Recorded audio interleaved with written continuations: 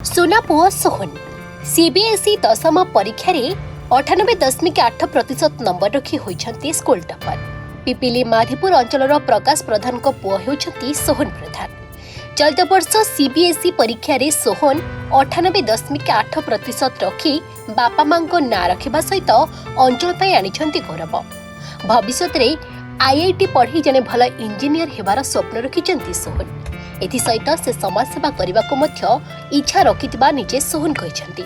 परिश्रम खाली कंसिस्टेंसी माने डेली पढ़े मुझे पाठ पढ़ा के मिस करे ना जुआड़े भी गले पाठ पढ़ी था 3-4 घंटा डेली पढ़े। सहयोग पे बापा माँ मो शिक्षक मैंने तो साहाय्य निश्चय करते सहित मुझे बही भी ओसवाल हो गला कि एनसीईआरटी तो मेन से गुड़ा भी बहुत साहाय्य कर सीबीएसई आगामी दिन में मुझे आईआईटी करने को चाहूँगी गोटे इंजीनियर हो गले देशर सेवा करने मोर लक्ष्य अटे।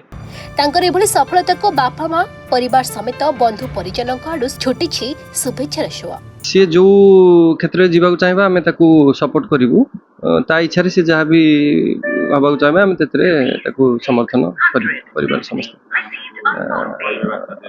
मु गोटे बापा हिसाब से समस्त गार्डियंस को कहूँ चाहिए समस्ते शिक्षा को गुरुत्व दिंतु समस्त पिला मानकर शिक्षा को गुरुत्व दिंतु जहाँफल कि आम देशर भविष्य भल चलो।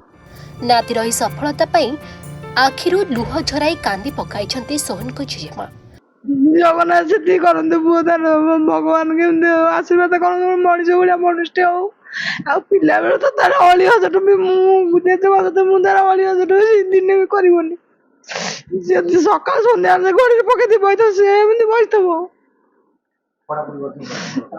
नहीं छोट बेला कथा कह पिला बेला कथा 6-7 मास रही दांड दर से गोड़ बसई से बही माने कांद बोली मुझे तार तुम देखनी कि जिनटा आज लोक पिला अली कर अली बोली दिन ना मत दब कि 5 टका 3 टका देख ना तू कौन करी मोर कौन हम तू रखिदे किए कथा कह पुओ एमती बुझे कि कथा कह पेट बुला भाया कथा कह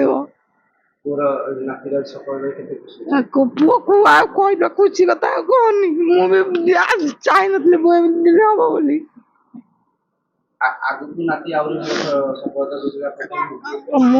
मनीष भाया मनीष गोटा भल चाकरी बाकरी कर